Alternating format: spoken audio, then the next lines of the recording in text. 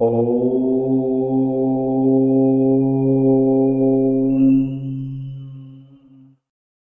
ॐ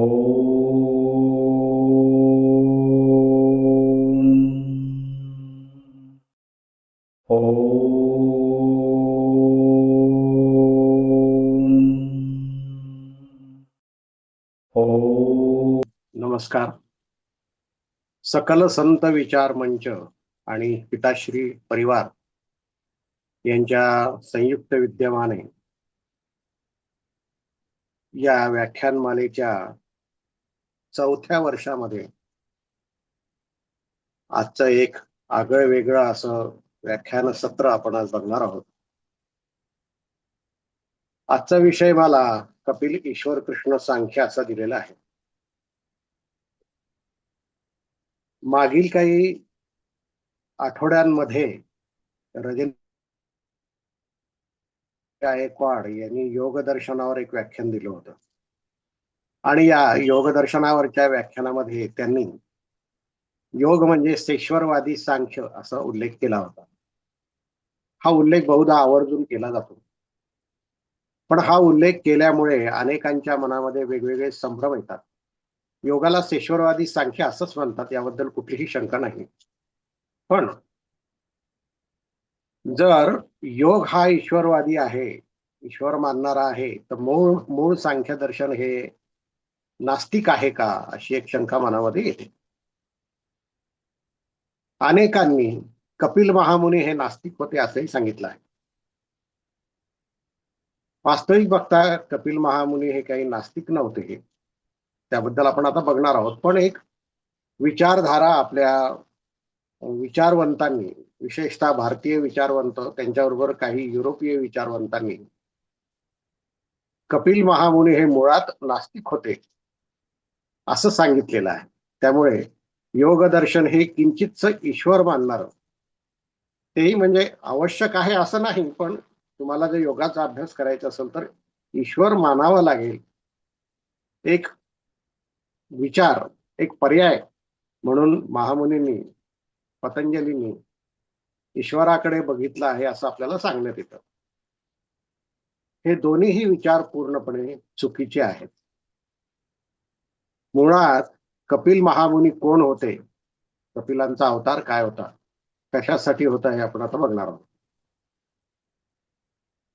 सिद्धानाम कपिलो मुनी असं एक गीतेमध्ये वचन आहे.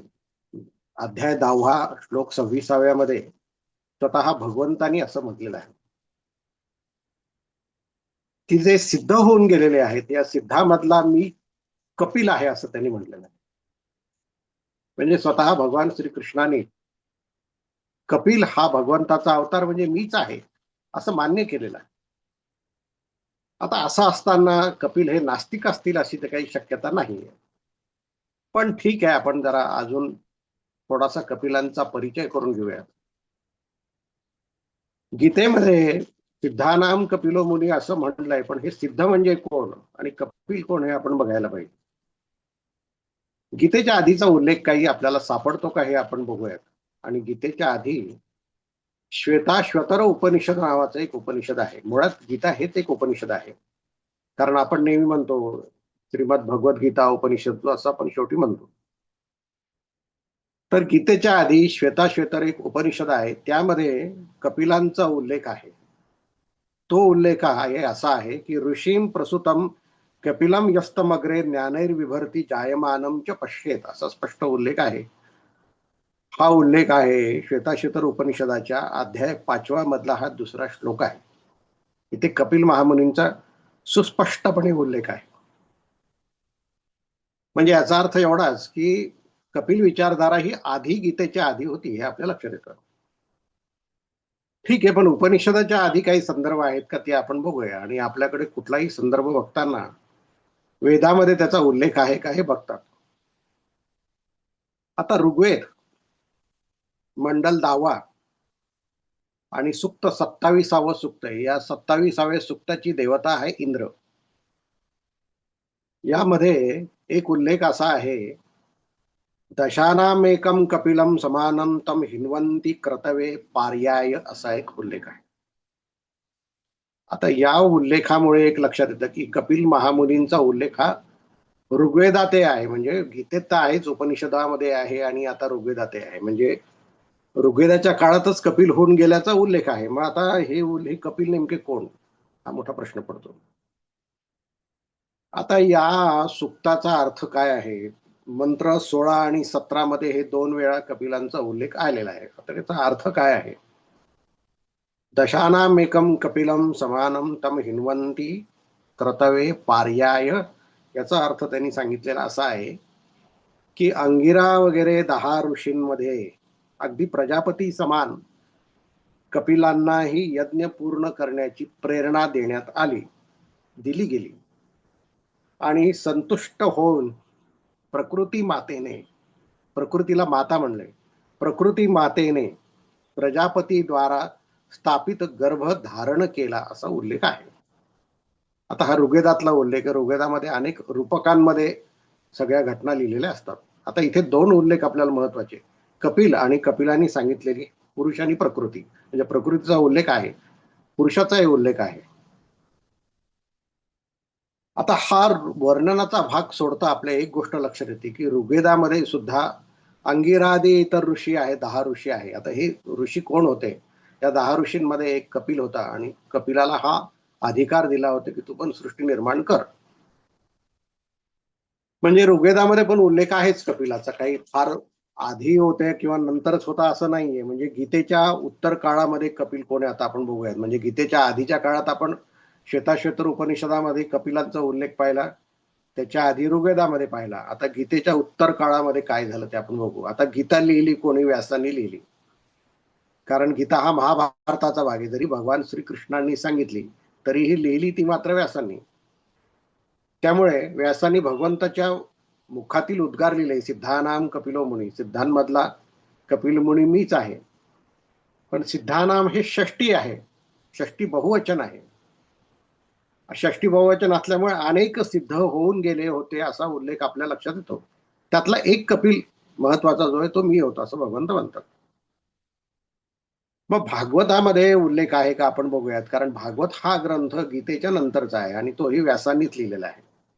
त्याचे काही धागेदोरे आपल्याला गीतेतून व्यासांनी घेतले का आपण बघूयात. भागवतामध्ये स्कंध 3 अध्याय 27, म्हणजे तसं 22व्या अध्यायापासूनच देवहूती आणि कर्दम यांचा विवाह वगैरेंची वर्णन सुरू होतात. त्यांचा विवाह, कर्दमांची तपश्चर्या, त्याच्यानंतर कर्दम महामुनींचा विहार देवहूती बरोबर, त्याच्यानंतर तिला दिवस जाणे, 8 कन्यांचा जन्म होणे आणि त्यानंतर कपिलांचा जन्म होणे, हे अनुक्रमाने येतं. 27व्या अध्यायामध्ये देवहूतीच्या पोटी जन्मलेला कपिल नावाचा मुलगा म्हणजे कपिल महामुनी हे आपल्या आईला सांख्य तत्वज्ञान समजावतात. आता हा उल्लेख स्वतः व्यासांनीच लिहिलेला आहे, त्याच्यामुळे काही प्रश्न नाही. व्यासांनी असं लिहिलंय की कपिल महामुनींनी फक्त सांख्य तत्व समजवली नाहीत, किती तत्व आहे, 24 तत्वांची यादी वगैरे तेवढं समजवलं नाही, तर शेवटी भक्ती करायला सांगितलेलं भगवंताची. तो पुढे उल्लेख येणार आहे, कशासाठी भक्ती काय ते पुढे येणार आहे. आताच फक्त सुतोवाच्य करून ठेवतो. तर हा फक्त उल्लेख नाहीये, इथे महत्वाचं काय आहे ते आपल्याला बघायला पाहिजे. आपणच म्हणायचं का की कपिल फक्त अवतार होता वगैरे? इतरही बरेच अवतार, इतरही बऱ्याच लोकांचा उल्लेख, बऱ्याच राजकन्या राजकुमारांचा उल्लेख भागवतामध्ये आहे. आणि भागवताचं औचित्य जे आहे ते भगवान श्रीकृष्णांचा उल्लेख हा आहे. मग इथे कपिलांना आपणच भगवंताचा अवतार म्हणतो का? तसं नाहीये. भागवतामध्ये 3ऱ्या स्कंदामध्ये अध्याय 22व्यापासून कपिलांचं सुतोवाच्य सुरू होतं. देवहूती कर्दमाचा विवाह होतो, विहार होतो आणि मग 24व्या अध्यायामध्ये जेव्हा तिला मुलगा होतो म्हणजे कपिल होतो, तेव्हा ब्रह्मदेव स्वतः कर्दम ऋषीला काय सांगतात ते आपण बघूयात. श्लोक असा आहे की वेदाहमाद्यम पुरुषम अवतीर्णम स्वमायया भूतानाम शवदी देहम बिभ्राणम कपिलम मुने, असा उल्लेख आहे. हा 16वा उल्लेख आहे. माझ्यासमोर भागवतही आहे, त्याच्यामुळे प्रश्न नाही. स्वतः ब्रह्मदेव सांगतात, काय सांगतात की हे मुने, म्हणजे कपिलांना कर्दमांना म्हणतात की हे मुने, सर्व प्राण्यांचे निधान असणारे आदिपुरुष नारायण, सगळ्या सद्गुरूंची परंपरा नारायणापासून सुरू होती, तर आदिगुरु नारायण, आदिपुरुष नारायण आपल्या योगमायेने कपिलांच्याच स्वरूपामध्ये अवतीर्ण झाले आहे, हे मी ओळखलंय, असं ब्रह्मदेव स्वतः कर्दमांना सांगतात. म्हणजे कपिल हे अवतार आहे याबद्दल शंका नाही. हे ऐकल्यानंतर स्वतः कर्दमांना फार गंमत वाटली, आश्चर्य वाटलं, म्हणून ते स्वतः पुन्हा पुढे विचारलं. तेव्हा त्यांनी सांगितलं की अयम सिद्ध गणाधीशः सांख्याचार्य सुसम्मतः लोके कपिल इत्याख्याम गंताते कीर्तिवर्धनः. अनेक जे सांख्याचार्य होऊन गेलेले आहेत, आता अनेक सांख्याचार्य म्हणजे सिद्धगणा हा असा उल्लेख केलाय. सिद्धानाम कपिलो मुनीचा हा पूर्वार्ध आहे, उत्तरार्ध आहे म्हणायला हरकत नाही. हे सगळे जे सिद्ध होऊन गेलेले आहेत, या सिद्धांना मार्गदर्शन करण्यासाठी हा जन्माला आलेला आहे. आणि हा कपिल या नावाने त्याची कीर्ती वाढेल असं स्वतः ब्रह्मदेवानीच स्वतः त्यांना सांगितलेलं आहे. हे ऐकल्यानंतर कर्दम मुनी स्वतः बाळाजवळ गेले, त्याला वंदन केलं, विनंती केली. तेव्हा कर्दम मुनी एकांतात भगवंताशी बोलतात असा उल्लेख आहे. भगवंत म्हणजे कपिल महामुनी.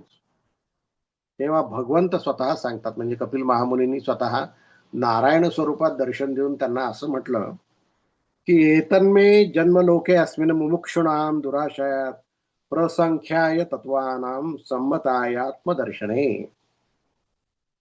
या लोकांमध्ये माझा जन्म आता कशासाठी आहे, कपिल महामुनीवर मी जन्म कशासाठी घेतला आहे, तर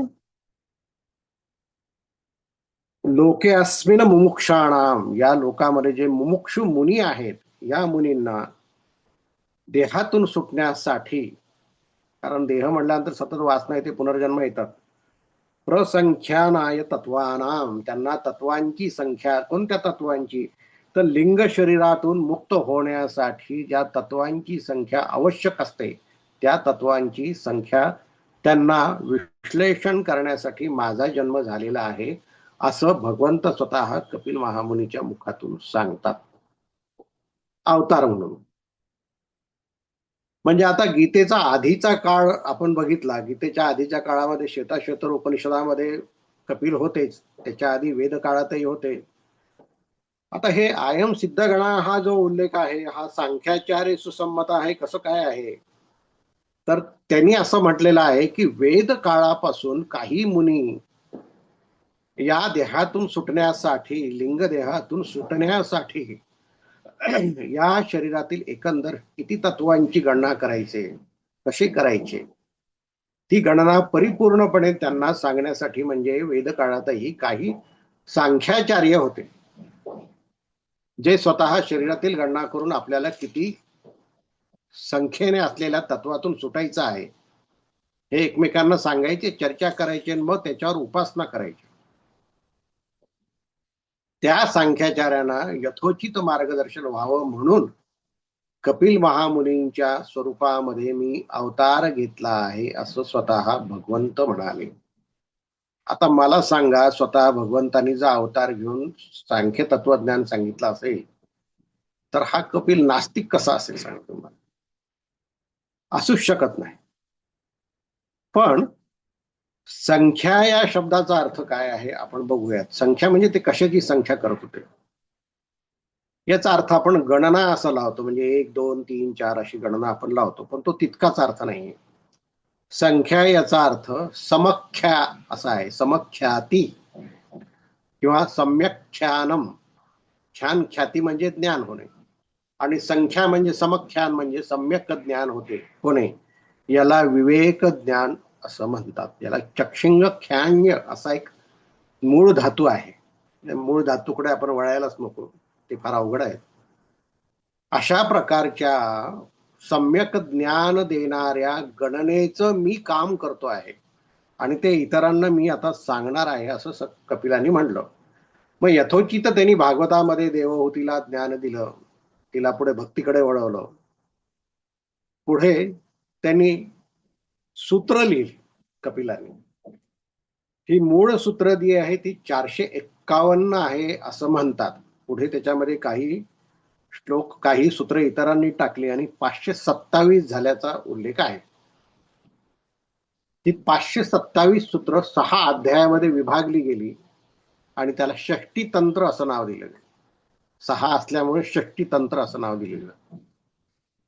अभ्यासकांच्या म्हणण्यानुसार षष्टी तंत्र नावाचा कुठलाही ग्रंथ सध्या आपल्याला उपलब्ध नाही. पण आर्य समाजाच्या स्वामी जगदीश्वरानंद सरस्वती यांनी संपादित केलेल्या षडदर्शनामध्ये हा 6 अध्यायाचा ग्रंथ उपलब्ध आहे. तोच बहुधा षष्टी तंत्र असावा असं माझं स्वतःचं म्हणणं आहे. हा ग्रंथ पुढे कपिलांनी आसुरीला शिकवले. आसुरी नावाचा त्यांचा एक शिष्य होता, त्याला शिकवलं. पुढे त्यांनी पंचशीख नावाच्या एका शिष्याला शिकवलं.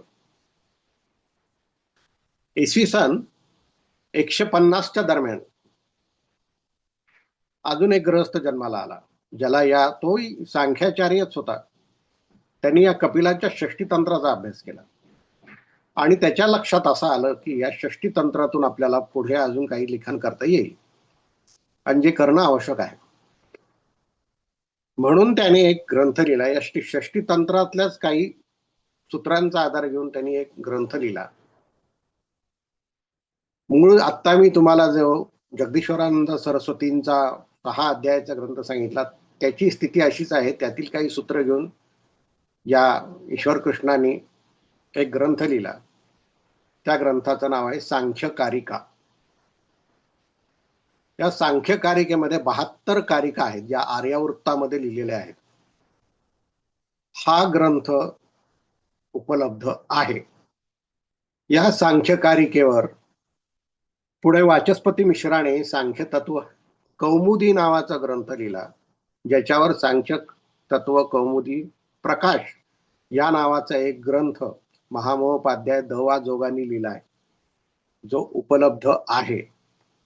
त्याची 3री आवृत्ती पण 2015ला छापली गेलेली आहे. शंकराचार्यांचे गुरु गोविंद यती यांचे गुरु गौडपादाचार्य यांनी त्याच्यावर वृत्ती लिहिलेली आहे या सांख्य कारिकेवर. पुढे माठर नावाचे विद्वान होऊन गेले. त्यांनी माठरांची वृत्ती, माठर वृत्ती नावाचा ग्रंथ लिहिला, जिचा चक्क चीनी भाषेमध्ये उल्लेख आहे. चीनी भाषेमध्ये अनुवाद आजही चीनमध्ये उपलब्ध आहे. विज्ञान भिक्षू नावाच्या एका व्यक्तीने त्याच्यावर सांख्यावर भाष्य लिहिलेले, सांख्य प्रवचन भाष्य नावाचा एक ग्रंथ लिहिलेला आहे. एकंदर संपन्न अशी ही विचारधारा आहे. याच्यामध्ये काही नाही असं नाहीये. पण याच्यावर हा ग्रंथ नेमका नास्तिक का करण्यात आला हे काही समजलं नाही. पाश्चात्यवादी म्हणजे युरोपियन विचारवंतांनी हा ग्रंथ मुळात ईश्वर कृष्णाने जी कारिका लिहिली ती कारिका बघून नास्तिक आहे असं सांगितलं. त्याचं कारण असं आहे, ईश्वर कृष्णांनी 72 कारिकेमध्ये ईश्वराचा उल्लेख केला नाही. तो न करण्याचं कारण असं आहे की जर सृष्टीची उत्क्रांती सांगायची असेल तर ईश्वराला मध्ये घेऊन भागणार नाही. कारण एकदा ईश्वराला आपण सोबत घेतलं की सगळ्या उत्क्रांतीचा मालक तोच होणार. मग जीवाला स्वतःची उत्क्रांती किंवा कुठलंही चांगलं तत्व जरी सांगितलं, सत्व रज तम गुण जरी सांगितले, तरी गुणांचा विकास होण्याची शक्यता नाही, कारण मागे ईश्वर उभा आहे. ईश्वरच सगळं काही करणार आहे. म्हणून ईश्वर कृष्णाने स्वतः ईश्वर बाजूला ठेवला आणि 72 कारिका लिहिल्या. त्याला नास्तिक दर्शन म्हणून मान्यता मिळाली आणि हे दर्शन मूळ सांख्य दर्शन आहे. भागवतामध्ये यातील मूळ तत्व घेऊन कपिल नावाच्या एका कल्पित व्यक्तीला, पात्राला, देवहूतीला हे दर्शन सांगायला लावून सगळ्यात शेवटी भक्ती घुसडली असं युरोपियन विद्वानांचं म्हणणं आहे. आपलेही विद्वान तसंच म्हणतात. या दोन्ही गोष्टी खोट्या आहेत, कारण आपल्याकडे वेद काळापासून कपिलांचा सुस्पष्ट उल्लेख मिळतो. महाभारताच्या शांती पर्वामध्ये सांख्य तत्वज्ञान हे आत्मानात्म विवेकाचाच विचार आहे असं सांगितलेलं आहे. आता त्या काळात त्या प्रत्येक विद्वानांनी आपल्या आपल्या पद्धतीने त्याचा अर्थ लावलेला आहे. बऱ्याच जणांनी सांख्याने जो पुरुष आणि प्रकृती सांगितलं, त्यातला पुरुष म्हणजे विष्णूच आहे असं सांगितलं. उदाहरणार्थ शंख संहिता नावाची संहिता आहे, त्याच्यामध्ये तो विष्णू आहे असं सांगण्यात आलेलं आहे. सम्यक ख्यानम किंवा सम्यक ज्ञान म्हणजे काय आहे आणि कोणत्या गोष्टीचं ज्ञान आहे, याच्यावर अनेक चर्चा झालेल्या आहेत. फार नाही सांगत, पण आपल्याला मूळ सांख्य दर्शनातील 24 तत्वच बघायची आहे, त्यामुळे तो एक अर्थ त्याचा आहे. दुसरे अर्थ आहे विपर्याय नावाचा जो प्रकार आहे, प्रमाण विपर्याय विकल्पनिद्रा स्मृती, त्यातला विपर्यायाचे जवळपास 62 भेदाच्या गणनेला पण सांख्यच म्हणतात. प्रत्यय सर्गाच्या 50 विभागालाही सांख्य म्हणतात आणि पदार्थाच्या 60 पदार्थांच्या यादीला, वैशेषिक दर्शनाच्या पदप्रतिपाद्य अर्थ या पदार्था वगैरे 60 पदार्थांच्या यादीला पण सांख्यच म्हटलेलं आहे. आपल्याला अपेक्षित फक्त 24 पदार्थांची यादी आहे. विज्ञान भिक्षूंनी सांख्य प्रवचनामध्ये महाभारतातील एका श्लोकाच्या आधारे उल्लेख केला, तेवढा मी आवर्जून सांगेल की संख्यां प्रकुर्वते चैव प्रकृतींच प्रचक्षते तत्वानी च चतुर्विशतेन सांख्यम प्रकीर्तितम. त्यांचं म्हणणं असं आहे की संख्याची गणना केली, त्यात प्रकृतीचा उल्लेख केला आणि तो विचार मांडला 24 तत्वांचा, म्हणून त्यांना सांख्य म्हणलेलं आहे. याचा अर्थ हा अर्थ जो आहे, म्हणजे सांख्य म्हणजे विचार, आत्मानात्म विचार, याला वेदांतांनी सुद्धा मान्यता दिलेली आहे. वेदांत ते मान्य करतात. आत्मा हा अविद्येने झाकला जातो, म्हणजे माया कशी कार्य करते, आवरण आणि विक्षेप या पद्धतीने कार्य करते. म्हणजे आवरणाने त्याच्यात अज्ञान निर्माण होतं आणि अज्ञानामुळे जे आहे ते न दिसता भलतंच काहीतरी दिसायला लागतं, भलतंच ज्ञान होतं. त्यामुळे कल्पना वाढत राहते, कल्पनेने बंध तयार होतात, बंधामुळे संसार घडतो, पुन्हा पाप पुण्य सुखदुःखांचा भोग होतो आणि मग ती अनादी अशी परंपरा निर्माण होते, जीव त्यात गुंतला जातो. त्यासाठी त्याला सम्यक ज्ञान होणं गरजेचं आहे, म्हणून सांख्य तत्वज्ञान निर्माण झालं असं सांख्यांचं म्हणणं आहे. अविद्या ही, माया ही किंवा स्वतः मूळ प्रकृती ही 3 गुणांची आहे, सत्व रजतम, आणि तिन्ही गुणाच्या साम्यावस्थेला नाव दिले प्रकृती. ती प्रकृती असते. आणि स्वतः आत्मा किंवा पुरुष किंवा भगवंत हा तिन्ही गुणांच्या पलीकडे आहे, त्यात एकही गुण नाही. या जीवाला त्याचं ज्ञान करून दिलं याला विवेक ख्याती म्हणतात. म्हणून विवेक म्हणजे प्रकृती पुरुषांचं विवेक होणं किंवा आत्मानात्म विवेक होणं, असा विचार सांख्याने मांडलाय. आता या विवेक ख्याती किंवा मूळ तत्वांचं विवेचन काय आहे हे आपण समजून घेणार आहोत. फार वेळ आपल्याजवळ नाहीये, पण फक्त एक आउटलाईन आपण बघणार आहोत. यात फक्त 6 मुद्दे महत्वाचे आहेत, ज्याचा मी सारांशात्मक सांगतो. 527 सूत्रांवर किंवा ईश्वर कृष्णाच्या 72 कारिकेकडे आपण जाणार नाही आहोत. महत्वाच्या कारिकेचा किंवा सूत्राचा मी उल्लेख करेल तेवढ्या पुरता. 6 भाग, यातले 6 गोष्टी महत्वाच्या ज्या आपण बघितल्या पाहिजे. पहिलं म्हणजे सांख्यांचा सत्कार्यवाद नावाचा एक विचार आहे, तो आपण ऐकला पाहिजे. 2, सांख्यांनी जी तिन्ही गुणांवर चर्चा केली, सत्वरजतमावर, ती ऐकली पाहिजे. 3, सृष्टीचा विस्तार कसा केला हे ऐकलं पाहिजे. मूळ प्रकृती कशी आहे याबद्दल सांख्यांनी चर्चा केलेली आहे, त्यामुळे प्रकृती चर्चा आपण करायला पाहिजे. पुरुष म्हणजे काय याची चर्चा आपण ऐकली पाहिजे, हा 5वा भाग आहे. आणि कैवल्य, सांख्याने ज्याला मोक्षाला जे नाव दिलेलं आहे कैवल्य, ते काय आहे ते आपण बघितलं पाहिजे. आता पुरुष आणि प्रकृती यांचे स्वरूप काय हे आपण समजून घेण्याच्या आधी आपण सांख्य तत्वज्ञानाचा सत्कार्यवाद म्हणजे काय समजून घेतलं पाहिजे. आपण शाळेत असताना ऊर्जा अक्षयतेचा नियम असा एक नियम आपल्याला शिकवला जातो, की ऊर्जा जी ते निर्माण करता येत नाही किंवा विनाश करता येत नाही, फक्त एकातून दुसऱ्यात रूपांतरित होते. Energy can not be created, not be destroyed, only converted into one form to another, वगैरे वगैरे असं काहीतरी ते असतं. हा ऊर्जा अक्षयतेचा नियम आपल्याला सत्कार्यवाद ऐकताना आपल्या लक्षात येतो. श्लोक असा आहे, असदकरणात उपादान ग्रहणात सर्वसंभवाभावात शक्यस्य शक्य करणात कारण्य भावाश्च सत्कार्यम. सांख्य कारिकेतली ही 9वी कारिका आहे.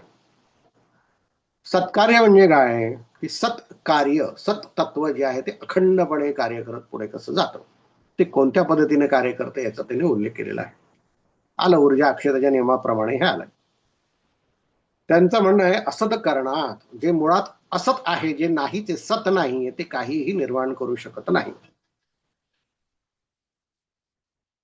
दुसरं, उपादान ग्रहणात, कुठलेही कार्य करण्यासाठी योग्य असं उपादान कारणच पाहिजे. आपल्याला शस्त्र बनवायचं असेल चाकू बनवायचा असेल किंवा सुरी बनवायची असेल तर लोखंड पोलाद पाहिजे. हातात कागद घेऊन किंवा पुठ्ठा घेऊन आपण तलवार बनवू शकत नाही. योग्य उपादान कारण त्याला आवश्यक. माठ बनवायचा तर मग माती लागेल. इतकं सोपं आहे. जे मुळात नाहीये ते काही बनवू शकत नाही.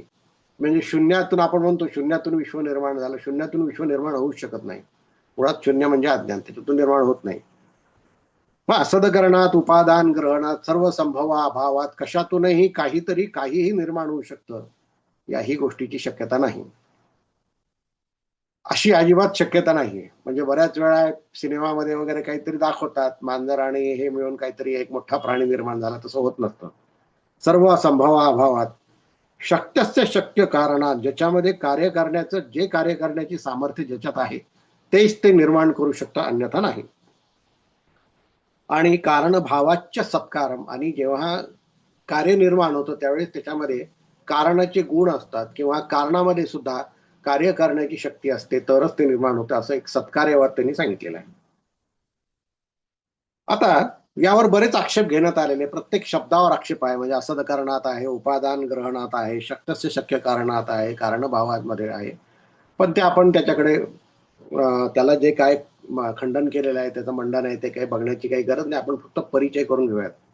अशा प्रकारे हा सांख्यांचा सत्कार्यवाद हा पहिला आहे, ज्याच्यातून अखंडपणे सत्तत्व पुढे जात असतं असं त्यांना सांगायचं आहे. दुसरा मुद्दा सांख्यांचा जो आहे तो सत्व रज तमावर त्यांनी चर्चा केलेली, तिन्ही गुणावर चर्चा केलेली. आपण दासबोध सगळ्या जणांनी अभ्यासला असेल किंवा नाथ भागवत अभ्यासला असेल किंवा ज्ञानेश्वरी वाचली असेल किंवा गीतेमध्ये गुणत्रय विभाग योग आहे. गीतेतला 13वा अध्याय तर क्षेत्र क्षेत्रज्ञ विभाग सांख्यदर्शनच आहे. यात काय आहे, काय कोणते गुण आहे? पुरुष म्हणजे चेतन आणि प्रकृती म्हणजे जड. जड प्रकृती जी आहे ती समग्र प्रकृती जड आहे आणि त्या तिन्ही गुणांची मिळून ती बनलेली आहे. सत्व रज आणि तम या तिन्ही गुणांनी ती मिळून बनलेली आहे. पण याचा अर्थ ती त्याची ओळख नाही. ते तीन गुण आहे हेच तिची ओळख नाहीये. प्रकृती ही हे द्रव्य वेगळं आहे, पण त्याच्यामध्ये तीन गुण आहेत आणि तिन्ही गुणामुळे सतत काहीतरी त्याच्यामध्ये घडत राहतं. तिन्ही गुणामध्ये शक्ती निर्माण करण्याची किंवा कार्य निर्माण करण्याची, नवनिर्मितीची शक्ती त्याच्यामध्ये आहे. त्या तिन्ही गुणामुळे आहे.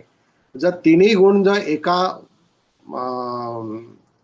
मापामध्ये आले, जेवढं सत्व आहे तेवढंच तम किंवा तेवढंच रज झालं, समप्रमाणात जर आले तर प्रकृती स्थिर होईल.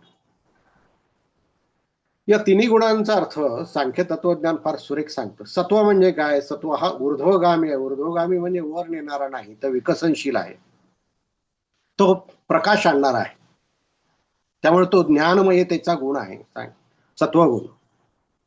जे जे उत्तम गुण आहे, जे चांगले आहे, हलके आहे, पुढे नेतात, ते सत्वगुण आहे. प्लेटोने याला रॅशनल पार्ट असं म्हटलंय. रॅशनल पार्ट म्हणजे शुद्ध बुद्धीचा गुण आहे. वासनारहित शुद्ध बुद्धी त्यातून व्यक्त होते. दासबोधामध्ये शुद्ध सत्वगुणांचा सुद्धा उल्लेख आहेच. रज हा संप्रेरक आहे. सत्वगुण एकटा असला तरी सत्वगुण कार्य करत नाही. सत्वगुणाला कोणतरी मागून शक्ती द्यावी लागते, ती रजोगुण देते. प्लेटोने त्याला स्पिरिटेड पार्ट म्हणलंय, जो शक्ती देतो. म्हणजे एखादं सत्कार्य ज्ञान प्राप्त करायचं म्हटलं तरी त्यासाठी काहीतरी करावं लागेल. त्या क्रियेसाठी लागणारी शक्ती रजाची असते. निर्णय जरी सत्वाचा असला तरी रजाची शक्ती असते. आणि तमोगुण जो आहे तो विषादात्मक आहे. म्हणजे नैतिकतेचा अभाव असला की जी भावना असते ती तमोगुणाची असते. अज्ञान, त्यामुळे जडत्व त्याला आहे. ज्ञानाचा अभाव असतो. त्यामुळे जसा सत्वगुण ऊर्ध्वगामी असतो तसा हा अधोगामी असतो. म्हणजे हा खालच्या स्तरावर घेऊन जातो माणसाला. पण हा ज्ञानाचा अभाव दाटला, ज्ञान जास्त दाटलं की साहजिकच तिथे रजोगुण धावत येतो आणि त्याला तिथून काढण्यासाठी म्हणून तो कार्य करू लागतो आणि मग पुढे येऊन जातो. म्हणजे अज्ञान ही खरं म्हणजे भूकच असते. म्हणून त्याला प्लेटोने सुद्धा ॲपेटाईट पार्ट असं म्हटलेलं आहे. या तिन्ही गुणांमुळे प्रकृती तयार होते आणि या तिन्ही गुणांच्या पार, पल्ल्याड, पलीकडे त्रिगुणातीत असा पुरुष असतो. गीतेमध्ये सुद्धा हा उल्लेख आहे. त्रिगुणा नेतान तित्य त्रिंदेही देह समुद्भवान जन्म मृत्यू जरा दुःख विमुक्तो अमृतम अश्नुते. या तिन्ही दुःखांच्या पलीकडे, तिन्ही जन्म मृत्यू जरा वगैरे तिन्ही गुणांच्या पलीकडे जो पुरुष जातो तो प्रकृतीहून पार जातो असं भगवंतांनी म्हटलेलं आहे. सांख्यांची कल्पना एवढीच आहे की पुरुष हा प्रकृतीहून विलग होतो आणि गीतेने त्याला पलीकडे नेलं, एवढाच फरक आहे. म्हणजे गीतेलाही सांख्य तत्वज्ञान मान्य आहे.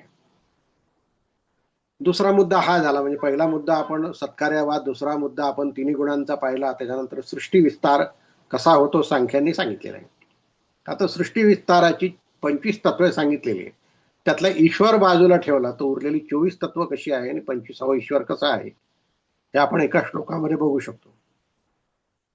श्लोक असा आहे, मूल प्रकृतीर विकृतीर महदाद्या प्रकृतीर विकृतया सप्ताह षोडशकस्तु विकारो न प्रकृतीर्न विकृती पुरुष. मूळ प्रकृती जी आहे ती कशाचीही विकृती नाहीये, ती स्वतः अनादी आहे, शुद्ध आहे. मूळ प्रकृती ही शुद्ध आहे, ती कशाची विकृती नाही. पण ती आद्य असूनही ती विकृती निर्माण करू शकते. तिच्यामध्ये काही गुण आहेत की ज्याच्यामध्ये ती विकार निर्माण करते. विकृती म्हणजे पुढे नेण्याची प्रक्रिया, काहीतरी तयार करण्याची शक्ती तिच्यामध्ये आहे. विकार, विकार म्हणजे यातून त्यात दूध आहे, दुधाचं दही होणं, दह्याचं लोणी होणं हा विकार. ती महद आद्य, आद्य प्रकृती अनादी आहे, ती जन्माला आलेली नाही, काही नाही, ती अनादी अनंत आहे प्रकृती.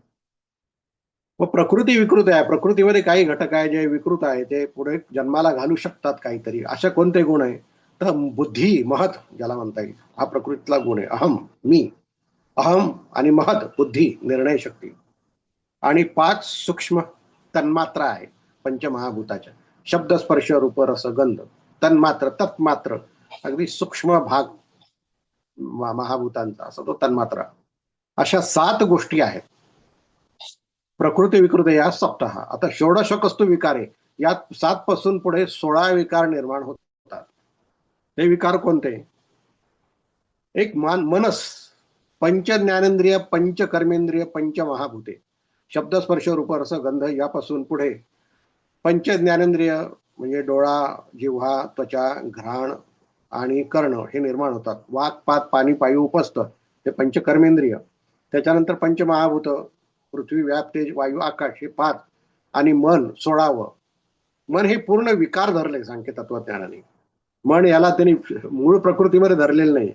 मन हा विकार आहे, कारण त्याचा इंद्रियाशी जास्त संबंध असतो आणि इंद्रियाकडून संवेदना घेऊन ते आतमध्ये पाठवतो. म्हणून मन हा विकार आहे, बुद्धी हा विकार नाही, बुद्धी हा प्रकृतीचा गुण आहे. महद अहम हा प्रकृतीचा गुण नाही, तो विकार नाही.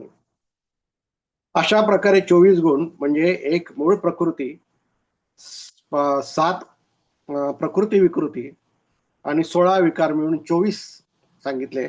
आणि न प्रकृती न विकृती पुरुष, जो प्रकृती नाही आणि जो विकृती नाही असा पुरुष आहे, तो सगळ्या गोष्टींच्या पार आहे, असे 24 तत्वांची त्यांनी यादी सांगितलेली. हा तिसरा भाग आहे. आता मूळ प्रकृती तत्व म्हणजे काय आपण समजून घेतलं पाहिजे. सांख्यांचा पुरुष तर प्रकृती नाही, विकृती नाही, काहीच नाही, पण जड मात्र प्रकृती आहे.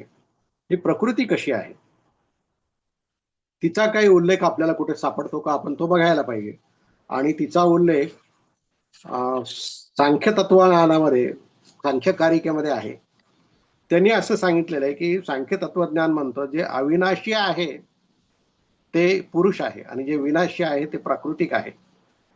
15 आणि 16 नंबरची कारिका आहे, त्याच्यामध्ये फक्त एकच कारिका मी सांगतो, फार वाढवत नाही. भेदानाम परिमाणात समन्वयात शक्तितः प्रवृत्तेश्च कार्यकारण विभागात विभागात वैश्वरूपस्य, अशी त्यांची एक कारिका आहे.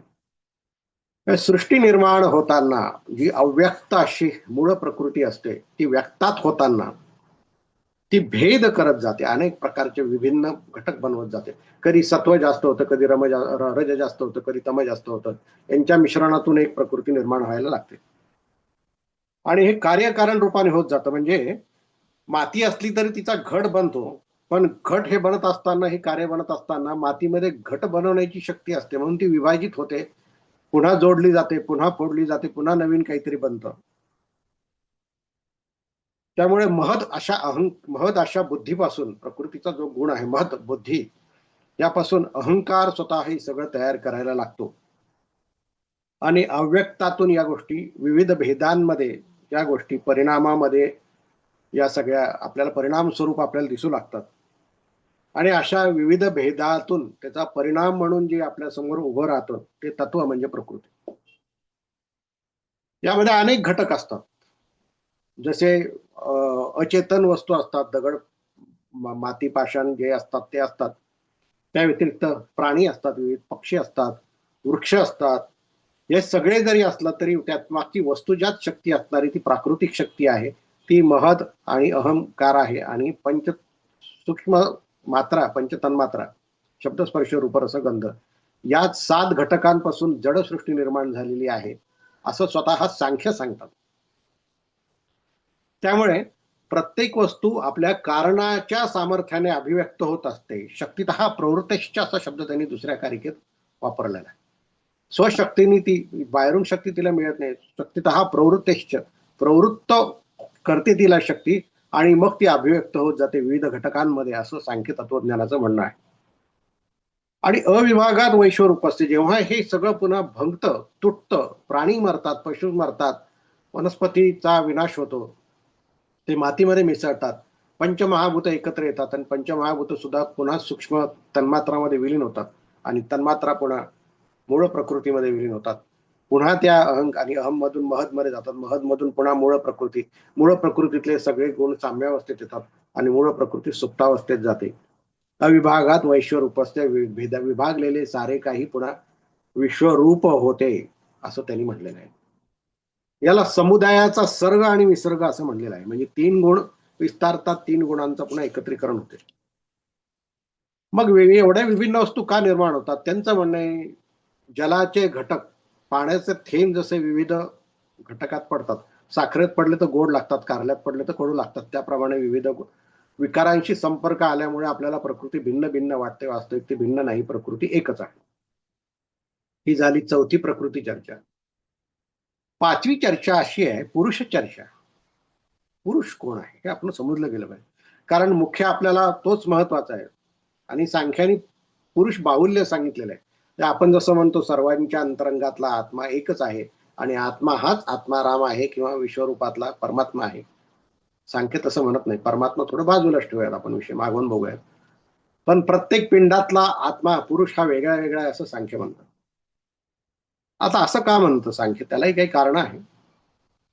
सांख्यांनी आपल्या मानवी अनुभवाचे 2 भाग केलेले आहे, एक चेतन आणि एक जड. जड तेवढी प्रकृती, चेतन तेवढा पुरुष. थोडक्यात मनुष्याच्या शरीरामधला आत्मा हा पुरुष आहे आणि शरीर त्याची प्रकृती आहे. आपण म्हणतो ना प्रकृती कशी आहे, आपण पुरुष कसा आहे असं विचारत नाही, प्रकृती कशी आहे ते विचारतो. म्हणजे देहाच्या बाबतीतच आपण प्रश्न विचारतो. सांख्यांच्या मते हा पुरुष जरी चेतन असला तरी तो क्रियाहीन आहे, क्रियाशील नाही, अक्रिय आहे. तो अविकारी असतो, तो काहीच करू शकत नाही, कारण त्याच्याजवळ गुणच नसतात, त्याच्यामुळे तो करू शकत नाही. प्रकृती जड असते पण प्रकृती कार्य करते, कारण तिच्याजवळ 3 गुण असतात, सत्व, रज, तम. मग प्रकृती कार्य करते, कशासाठी करते, कोणासाठी करते, हा मोठा प्रश्न आहे. सांख्यांचं म्हणणं आहे प्रकृती ही पुरुषासाठी कार्य करते. इथे आता एक कारिका आहे, 17 नंबरची कारिका आहे. संघात परार्थत्वाद त्रिगुणादि विपर्ययात अधिष्ठानात पुरुषोस्ति भोक्तृभावात कैवल्यार्थ प्रवृत्तिश्च, अशी एक कारिका आहे. काय आहे? संघात परार्थत्वात. याचे जे विभिन्न संघात होतात प्रकृतीचे, कोणासाठी होतात? परार्थत्वात, दुसऱ्या कोणासाठी तरी होतात, दुसऱ्याला देण्यासाठी. परार्थत्वात. मग दुसरं कोणाला द्यायचंय? पुरुषाला देणार आहे. कोण दुसरं? एक प्रकृती, एक मुख्य परमेश्वर, दुसरी प्रकृती जगदाकारू, असं समर्थाने पण उल्लेख केलाय दासबोधात. संघात जो आहे तो परार्थत्वात आहे, इतरांसाठी तो संघात आहे. त्रिगुणादी विपर्ययात, त्रिगुण प्रकृतीकडे आहेत, सत्वरजतम, आणि पुरुषाकडे नाही. मग त्रिगुणाचं कार्य कोणासाठी? ज्याच्याकडे त्रिगुण नाही त्याच्यासाठी. त्रिगुणादी विपर्ययात, त्रिगुणातीत असलेल्या पुरुषासाठी आहे. अधिष्ठानात सुख, दुःख आणि मोह निर्माण होतात. सत्वगुणाने सुख निर्माण होतं, रजोगुणाने दुःख आणि तमानी मोह निर्माण होतो. हे कोणासाठी आहे? तिन्ही पुरुषासाठी आहे. त्याच्यासाठी पुरुषोस्ती भोक्तृभावात, पुरुषोचे भोक्तृभावात, त्यालाच भोक्तृभाव आहे, त्याच्यासाठी, त्याच्या भोगासाठीच मी कार्य करते, असं प्रकृतीचं म्हणणं आहे. समजा पुरुषोस्ती भोक्तृभावात कैवल्यार्थ प्रवृत्तेश्च, जो कैवल्य प्रवृत्ती त्याच्यामध्ये आहे त्याच्यासाठी, आणि तो कैवल्यासाठी पण त्याच्याच कैवल्यासाठी प्रकृती कार्य करते असं तिचं म्हणणं आहे, म्हणजे सांख्यांचं म्हणणं आहे. आता खरंच सांख्य तत्वज्ञान कपिल किंवा जे कोणी असतील ते ईश्वर कृष्ण हे त्या पुरुषाला भोक्तृभाव देतात का बरं? खरंच त्याला तो भोगता आहे का? तो मुळात तर अविकारी आणि अक्रिय आहे, मग त्याला भोग कसे? वाचस्पती मिश्राने यावर एक टिप्पणी केलेली आहे. ती टिप्पणी अशी आहे की भोक्तृभावात द्रष्टुभावात दृश्येन द्रष्टु अनुमानादित्यर्थ. म्हणजे आता दृश्य आहे म्हणून दृश्य पाहणारा कोणतरी द्रष्टा आहे असं आपण अनुमान करतो. त्याप्रमाणे ती भोग निर्माण करते म्हणून ते भोग त्याच्यासाठी निर्माण करते म्हणून पुरुषाला भोक्तृत्व दिलंय. वास्तविक त्याला भोक्तृत्व असायलाच पाहिजे असं काही नाही, असं त्यांचं म्हणणं आहे. मग असे पुरुष अनेक आहे असं का बरं सांख्य म्हणतात? प्रत्येकाच्या शरीरामधला आत्मा एकच आहे असं काय म्हणतात? ते म्हणतात जनन मनन करणानाम जनन मरण करणानाम. प्रत्येकाचा जन्म मृत्यू इंद्रिय हे वेगळे वेगळे जन्माला येतात. प्रतिनियमाद युग प्रवृत्तेश. प्रत्येक जन्माला, एक जन्माला की सगळे जन्मत नाही, एक मेला की सगळे मरत नाही. प्रत्येकाचे विभिन्न जन्म मृत्यू भोग काळ आहे. आणि त्रैगुणादी विपर्ययाच्चैव. प्रत्येकातलं त्रिगुणाचं प्रमाण कोणी सात्विक आहे, कोणी राजस आहे, कोणी युद्ध करतो, कोणी अभ्यास करतो.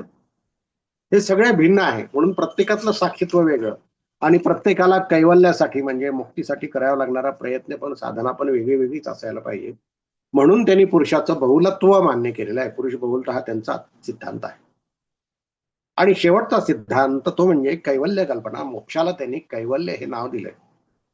खूप काही आहे बरं का, 527 सूत्र आणि ईश्वर कृष्णाच्या 72 कारिका आणि त्यावरचे इतरांची भाष्य. म्हणजे साधारण सांख्य तत्वज्ञान एकटं सुट्ट शिकायला 3 वर्षापेक्षा जास्त काळ लागू शकतो, थोडस आकलन व्हायला. थोडक्यात मी मुद्दे काढून सांगतोय फक्त. कैवल्य कल्पना काय आहे? त्यांनी मोक्षाला कैवल्य म्हणलेलं आहे. आता मोक्ष कोणाला हो? जो अक्रिय आहे, ज्याचा प्रकृतीशी काही संबंध नाहीये, प्रकृतीहून तो भिन्न आहे, तो काही करतच नाही, त्याला मोक्ष कशाला पाहिजे खरं म्हणजे? पण त्यांनी त्याला नाव मोक्ष दिलंय. आणि मोक्ष म्हणल्यानंतर बंधन आलं, त्याला तर बंधन नाहीये. मग कशाचं बंधन आहे का? ते म्हणतात हो, तू बांधला जातो. कसा बांधला जातो? कशामुळे बांधला जातो? त्याचं वर्णन त्यांनी केलेलं आहे सांख्य सूत्रामध्ये, म्हणजे षष्टी तंत्रातला जो आपण ग्रंथ म्हणतो त्याच्यामध्ये. अध्याय 1 सूत्र 12, 14, 15 वगैरे सूत्र आहेत, त्यातले 2-3 मी सांगतो. न काल योग तो व्यापिनो नित्यस्य सर्व संबंधात. ते काही काळाच्या परिणामामुळे त्याला बंधन वगैरे येतं असं काही नाही की काल 2000 मध्ये त्याला बंधन नव्हतं आत्म्याला, 2024-25 ला फार बंधन आलो असं काही नाहीये. तो बंधनातच असतो. तो काल परिच्छिन्नता त्याला नाही, विशिष्ट काळापुरतं त्याला बंधन आहे, मग मोक्ष मिळतो असं काही नाही. कारण आत्म्याचे अस्तित्व हे सर्वव्यापी आहे, नित्य आहे. त्याच्यामुळे प्रकृती काल होती, पुरुषही आज आहे, तो बंधनातच आहे. कारण प्रकृती कार्य करते, पुरुष त्याच्या बंधनात सापडत राहतो. बरं, नावस्था तो देहधर्मत्वात तस्याहा. देहधर्मामुळे तो बांधला जातो का? नाही, असं काही नाही. बालवयामध्ये बंधनात नव्हतं, तारुण्यात नव्हतं, आता म्हातारपणातच पुरुषाला बंधन आलं असं काही नाही. तो बांधलेला असतो. आणि असंगोयम पुरुष येते, पण पुरुष हा असंग आहे बरं का, त्याचा संग नाही, पण तो तरीही बांधला जातो म्हणून त्याला मोक्षाची गरज आहे. आता गंमत बघा, म्हणजे स्वतंत्रपणे पुरुषाचं अस्तित्व आहे ते सगळं कळतंय पण वळत नाही अशी परिस्थिती. नेमकं सांख्यांना म्हणायचं काय आहे? सांख्य तत्वज्ञान फार हुशार आहे. कपिल महामुनी म्हणतात की पुरुषात अविवेक हाच केवळ त्याला बांधतो. विवेक नसल्यामुळे तो बांधला जातो. आणि हा विवेक सुद्धा, अविवेक सुद्धा त्याच्यामध्ये निर्माण होतो. आपण म्हणू का आत्मा अविवेक आहे? नाही, व आत्मा तर काय, तो सर्वज्ञातच आहे, मग अविवेक कसं निर्माण होतो? ते म्हणे नाही नाही, अविवेक म्हणजे कसा, तो फक्त एक उपचार आहे किंवा संस्कार मात्र आहे. का आत्मा का असा भ्रमात पडतो? कारण त्यांचं म्हणणं आहे आत्म्याचा अंतःकरणाशी येणारा संबंध, म्हणजे मनाने ज्या संवेदना पंच ज्ञानेन कर्मेंद्रियाद्वारे ज्या घेतलेल्या आहेत त्या ज्यावेळेस आत्मरे जातात आणि जेव्हा बुद्धीवर संस्कार करतात तेव्हा आत्मा बांधला जातो, मी बांधला जातो. हा त्याला अविवेकाचं ज्ञान देतो. आणि मग त्याला मीच बांधला गेलोय, जडात आहे, मी देह आहे असं त्याला भासवायला लागतो. तो प्रकृतीहून भिन्न होत नाही, त्याला त्याच्यातून सुटायला लागेल. त्यासाठी त्याला विवेक देणं गरजेचं आहे. म्हणून आपण हे तत्व जाणले पाहिजे. म्हणून प्रकृती त्याच्यासाठी कार्य करते असं सांख्यांचं म्हणणं आहे. पण कशावरून? कशावरून? कारण प्रकृती जडच आहे ना, ती कोणासाठी कार्य करणार आहे? चेतनेसाठीच कार्य करणार आहे. पण मग जड प्रकृती कार्य कशी करते हो? हा मोठा प्रश्न आहे. म्हणजे एक जड आहे, तिला काहीच आंधळी आहे, तिला काही दिसत नाही, काय नाही. दुसऱ्याला समजतो तो चेतन आहे, पण त्याला कार्य करायचं आणि तो अक्रिय आहे. हे दोघं एकत्र झाले कसे आणि कार्य करतात कसे? बरं, जगत निर्माण झाल्यामुळे प्रकृतीच त्याचं उपादान कारण आहे. प्रकृतीचेच घटक आहे सगळे, पुरुषातला एकही घटक नाही. तुम्हाला दिसलं का दगड कधी चालताना? नाही. चैतन्य हा पुरुषाचा घटक आहे. प्राकृतिक घटकामध्ये कुठेही काही होत नाही. हे एकमेकाच्या साहचर्यांचं कसं झालं हा मोठा प्रश्न आहे. आणि साहचर्यामध्ये त्यांनी 3 युक्तिवाद दिले सांख्याने. एक अंधपंगू न्याय, आंधळा आणि पांगळा. त्यांचं म्हणणं आहे प्रकृती आंधळी हो, तिला खूप फिरायचं असतं, काम करायचं असतं, पण तिला दिसत नाही. आणि पुरुष पांगळा आहे, पुरुषाला चालता येत नाही. मग आंधळ्याच्या डोक्यावर पांगळा बसतो, अंधपंगू न्याय. आणि पांगळा तिला दिशादर्शन करतो, मग ती काम करते. पण आता पुरुषाला जर अक्रिय आहे, तर तो कसा काम करून घेतो हा मोठा मुद्दा आहे. आणि आंधळ्याला कसलं उद्दिष्टच नसतं हा भाग वेगळा आहे. बरं, आंधळ्याला उद्दिष्ट आहे म्हणा, तर प्रकृती जड आहे, तिच्याकडे उद्दिष्ट नसेल. म्हणजे ते का त्यांच्या साहचर्याचा युक्तिवाद हा कोसळून पडतो. हे सांख्य तत्वज्ञानातली कमतरता मी सांगतोय आता. दुसरा त्यांनी सांगितलं की ठीक आहे, तसं नसेल तो गोवत्स दुग्ध न्याय. म्हणजे गायीच्या आचळामध्ये दूध का निर्माण होतो? वासरासाठी निर्माण होतो. वासरू आहे म्हणून दूध येतं, नाही का? पण वासरू जातच की नाही लुचायला, म्हणून दूध येतं ना. आणि जी दूध निर्माण करते ती गाय चैतन्य रूपी हो. जरी तिच्या जड शरीरामध्ये निर्माण होत असलं तरी कारण चैतन्य आहे. गाय मेल्यानंतर दूध नाही निर्माण होत. जड प्रकृती पुरुषाविना कार्य कसं करेल हा पुन्हा इथं कोसळतो. मग त्यांनी तिसरा युक्तिवाद दिला की लोहचुंबकाप्रमाणे कार्य करतो. लोहचुंबक जसं ठेवलं आणि लोखंड आकर्षून घेतं, तसा पुरुष जो तो बाजूला राहतो, तटस्थ, त्रयस्थ, आणि तो कार्य करून घेतो. पण त्याच्यामध्ये कमीत कमी लोहचुंबकामध्ये ओढण्याची शक्ती तरी आहे. पुरुषामध्ये कुठलेच विकार संभवत नाही. मग एवढे निश्चळ क्रिया अशा पुरुषाकडून एवढी शिस्तबद्ध प्रकृती कशी काय तयार होते आणि का तयार होते सांगता येत नाही. त्यामुळे प्रकृती आणि पुरुष यांना सांधणारं कुठलंच द्रव्य त्यांच्याकडे नाही. त्याच्यामुळे प्रकृती वेगळी पुरुष वेगळा असं सांख्याने स्वतंत्र तत्व सांगितले. आणि हा एक सुसंबद्ध अशी सुरेख मांडणी असून सुद्धा हाच एक दोष निर्माण झाला. सांख्य दर्शन अगदी नेटकं मानलेलं असलं तरीही त्या जडातून चैतन्यरूपी पुरुषाने सुटावं यासाठी त्यांनी प्रकृती पुरुष याच्याची आत्यंतिक भेदाची सुरुवातीलाच मांडणी केली. आणि मग त्याच्यातच ते जाऊन अडकले. म्हणजे स्वतःला त्यांनी प्रकृती पुरुषाला जोडणारा एकही धागा लावला नाही. आणि तो धागा न लावल्यामुळे पुरुषाला बंधन कसं येतं हेही सिद्ध करता येत नाही. आणि त्याला मोक्ष कसा द्यावा प्रकृतीपासून हेही नेमकं सांगता येत नाही. फक्त ते एवढंच म्हणतात की पुरुषाने जाणून घ्यावं मी प्रकृतीहून भिन्न आहे, हीच त्यांची कैवल्याची कल्पना आहे. पण परस्पर साहचर्य असल्याशिवाय तर पुरुष कार्य करू शकणार नाही, प्रकृती कार्य करू शकणार नाही. बंधन नाही तर मग एवढा आटापिटा कशाला हा मोठा प्रश्न आहे. त्यांचं म्हणणं आहे पुरुषाला काल्पनिक बंधाने अविवेकाच्यामुळे बांधलं जातं. मग सुटकेचा मार्ग विचारला त्यांना, तर ते म्हणे की बाबा सुटकेचा मार्ग आहे. काय करावं लागेल? तर त्याला प्रकृतीपासून भिन्न व्हावं लागेल. म्हणजे प्रकृतीपासून भिन्न व्हायची कला कशी ती त्यांनी सांगितली नाही. तीच नेमकी योग दर्शनामध्ये सांगितलेली आहे. म्हणून त्याला ईश्वरवादी सांख्य म्हणलेलं आहे. केव्हाही लक्षात घ्या, जी माणसं सांख्य दर्शनाचा अभ्यास करत नाही ती माणसं योगी नाहीत, त्यांना योग कळलेला नाही. आणि जी माणसं फक्त सांख्यचा अभ्यास करतात पण योग अभ्यास करत नाही, त्यांना सांख्य दर्शनाचा अनुभव येण्याची शक्यता नाही. योग आणि सांख्य हे परस्पर पूरक दोन्ही दर्शन आहे. इथंच योग दर्शनाची गरज निर्माण झाली आणि पतंजलीने उत्तर काळामध्ये ते दर्शन लिहिलं. आता आधुनिक तथाकथित जे नास्तिक सांख्य दर्शन आहे ते आणि ईश्वर कृष्णाने उत्क्रांतीसाठी ईश्वराला बाजूला ठेवून 72 कारिका लिहिल्या, ते सांख्य दर्शन. आणि या दोन्ही गोष्टी स्वीकारूनही वेद काळापासून, महाभारतापासून, भागवतापासून, उपनिषद गीतेपासून जे मूळ सांख्य विचारधारा आलेली आहे ती कैवल्य कल्पनेला जरी स्वीकारत असले तरी ईश्वरासहित कैवल्य कल्पनेला स्वीकारते.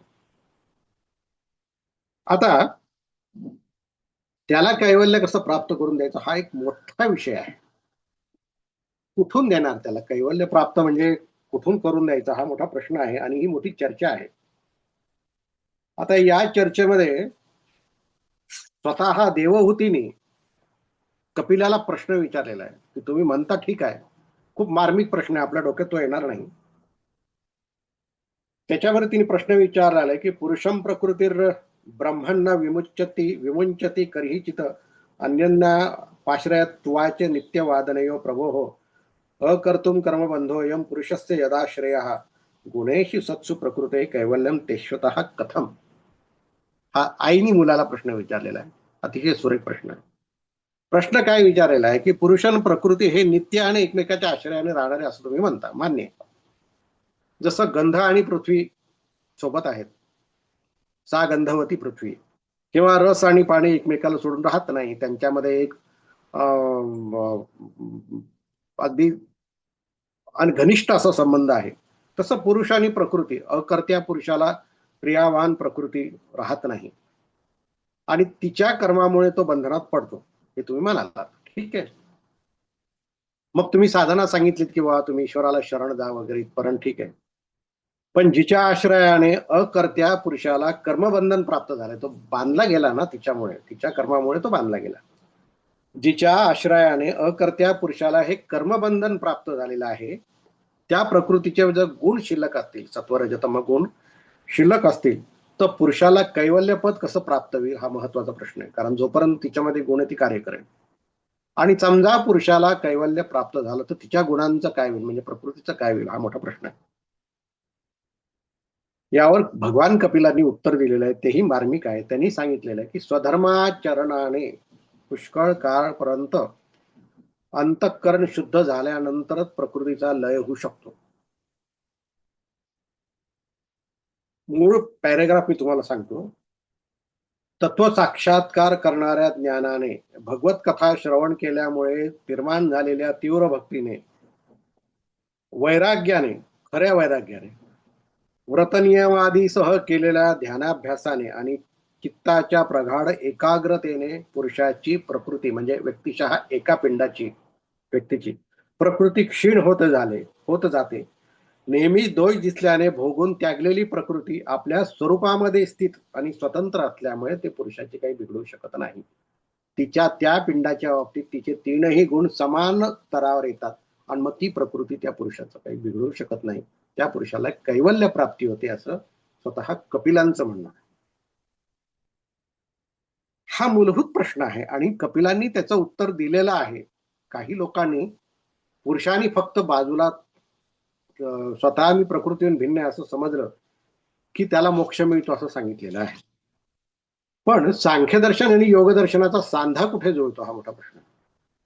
आता मी सांगितलं की प्रात्यक्षिक करायचं असेल तर योग पाहिजे, नुसतं सांख्यदर्शन उपयोग अभ्यास करून उपयोग नाही, त्याचा अनुभव घ्यावा लागेल पुरुष भिन्न कसा यायचा.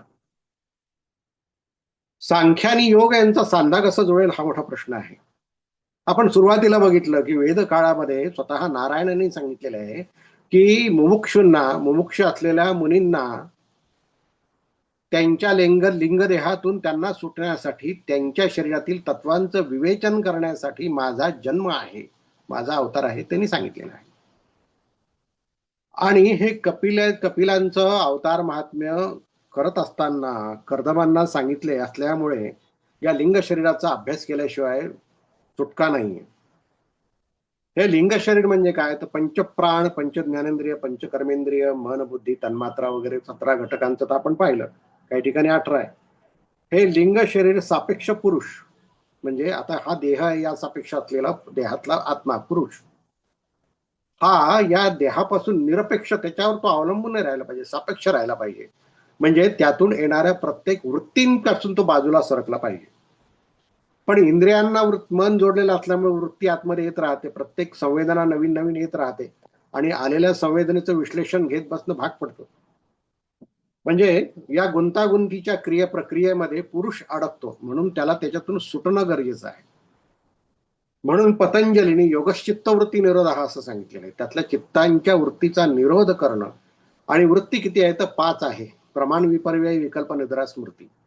आणि मग या वृत्तींवर संयम मिळवून तो पुरुष अंतर्मुख होत जातो आणि मग तो अंतर्मुख जसा जसा होत जाईल तस तसा इंद्रियापासून मनाला, मनातून बुद्धीला आणि बुद्धीतून तो स्वतःला अहम असून तो बुद्धी आणि मग ते वृत्ती सगळ्यात थांबल्यानंतर, मूळ चित्तातल्या वृत्ती थांबल्यानंतर, चित्त मुळात चैतन्याचाच एक भाग असल्यामुळे जसं दूध तापल्यावर साय येते, तसं अनेक वृत्तीने चैतन्यावर जी दाटून आलेली जी अंतःकरणाची जी वृत्ती असते ती नाहीशी होते. चित्त चैतन्यात विलीन होतं आणि पुरुषाला आत्मदर्शन होतं.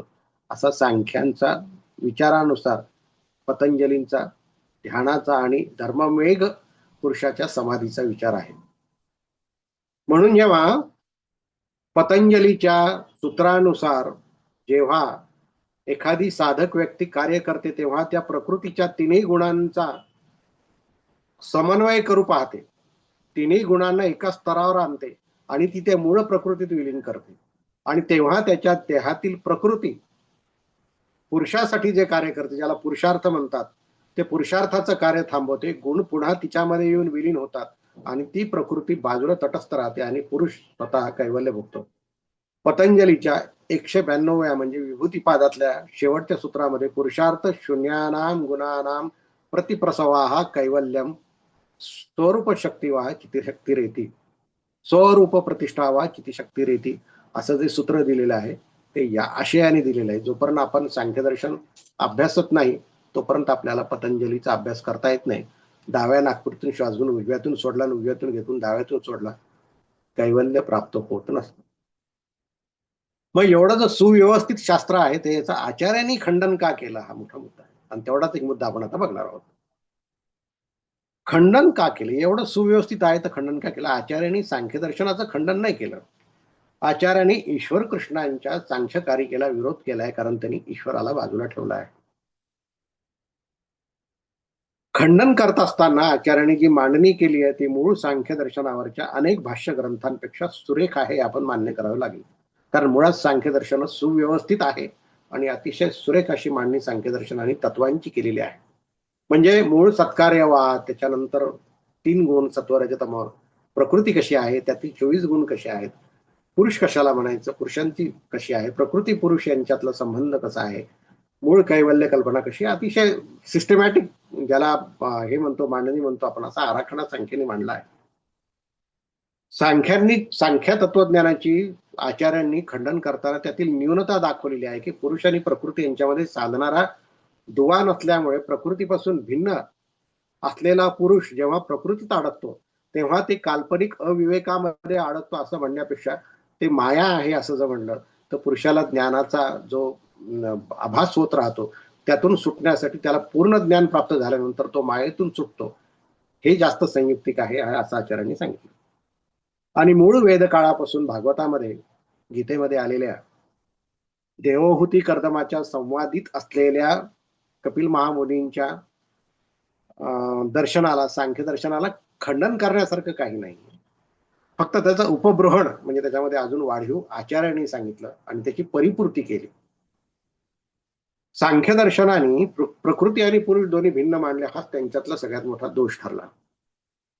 त्यामुळे भिन्न असलेल्या पुरुषाला बंधन कसं आणि जड असलेली प्रकृती कार्य कशी करते हे कळत नाही. त्यामुळे गीतेने पुरुषाला सरळ सरळ भोक्तृत्व दिलं आहे आणि तो आत्मा हा त्यात ईश्वराचा परमात्म्याचा भाग असल्यामुळे त्याला कर्तृत्व असलं तरी फारसं फरक पडत नाही. सांख्यदर्शनात त्याला कर्तृत्वच नाही. गीतेनुसारच ज्ञानदेवाने भावार्थ दीपिकेता ही त्याला पै सांख्यांचा सांघाती वगैरे विचार खूप सुंदर आहे. त्याच्यामध्येही पुरुषाला पूर्ण कर्तृत्व प्राप्त होऊ शकतं. पुरुष, कारण तिथं ते शिवशक्ती समावेशनच आहे. हे शिव आणि शक्ती दोन्हीही मुळात त्या भगवंताचा, परमेश्वराचे 2 भाग आहेत. त्याच्यामुळे अद्वैत विचारामध्ये कुठल्याही शंकराचार्यांचा असो किंवा ज्ञानदेवांचा असो, सांख्य तत्वज्ञानातले सगळे विचार स्वीकारूनही पुढे जाता येतं. हे आपल्याला क्षेत्रज्ञ विभाग योग, गुणत्रय विभाग योग किंवा दासबोधाच्या अनेक समासामधून आपल्याला या गोष्टी पटतात. पण मूळ सांख्य दर्शन काय आहे याविषयी आपण अनभिज्ञ राहतो आणि बऱ्याचदा ईश्वर कृष्ण आणि शेश्वरवादी सांख्य या 2 विचारामध्ये आपला संभ्रम होतो. ईश्वर कृष्णांची सांख्यकारिका नास्तिक आहे आणि पतंजलीने लिहिलेलं योगदर्शन हे शेश्वरवादी आहे असं मानण्यात येतं. वास्तविक ईश्वर कृष्णांनी फक्त उत्क्रांतीपुरता ईश्वर बाजूला ठेवला होता. मूळ कपिल सांख्य दर्शन हे वेद काळात उल्लेखित आहे आणि असे अनेक सांख्याचार्य येत होते. त्या सांख्याचार्यांना विशिष्ट तत्वांची संख्या व्यवस्थित दर्शनासाठी माझा जन्म झालेला आहे असं स्वतः भगवंतांनी भागवतामध्ये सुद्धा सांगितलेलं आहे. त्यामुळे सांख्यदर्शन आस्तिक आहे. सांख्यदर्शनातील विचारामध्ये काही न्यूनता असेल तर त्याची परिपूर्ती करता येते. पण जोपर्यंत व्यक्ती सांख्यदर्शनाचा अभ्यास करत नाही तोपर्यंत दासबोध किंवा नाथ भागवत काय, परंतु गीता, ज्ञानेश्वरी किंवा अनेक ग्रंथामध्ये आपल्या मनामध्ये जे संभ्रम येतात ते उकलत नाही.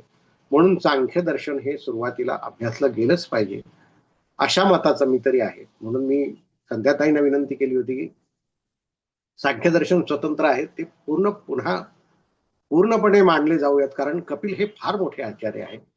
कपिलाला डावलून कोणीही पुढे जाऊ शकत नाही. म्हणून आज आपण कपिल सांख्य दर्शनाचा हा भाग आपण इथे बघितला. यात जे काही उत्तम चांगलं आहे ते सारं काही कपिल महामुनींचं आहे. जे काही थोडंफार राहिलं असेल ते माझं आहे. विस्ताराने सांगता येत नाही, पण एक साधारण सांख्य दर्शनाची आपण भूमिका काय आहे त्याची चौकट आपण इथे उभी केली. पुन्हा काही आचार्यांच्या विचारामध्ये सांख्यदर्शनाचा उल्लेख केले तोही बघता येईल. आज आपण इथे थांबूयात. धन्यवाद. नमस्कार.